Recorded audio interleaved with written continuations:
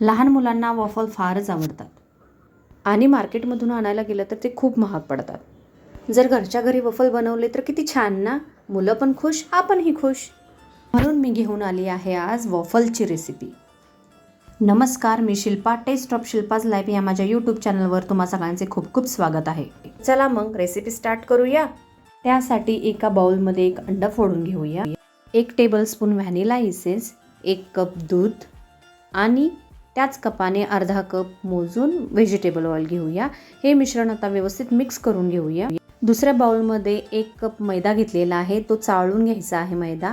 त्याचबरोबर अर्धा कप साखर, 1 चमचा बेकिंग पावडर आणि चवीनुसार थोडंसं मीठ। आता मैद्यामध्ये आपण लिक्विड मिक्सचर मिक्स करून घेऊया। इकडे वॉफल मेकर हा प्रीहीट करायला ठेवलेला आहे, त्यावर पण ब्रशनं ऑइल लावून घ्यायचे।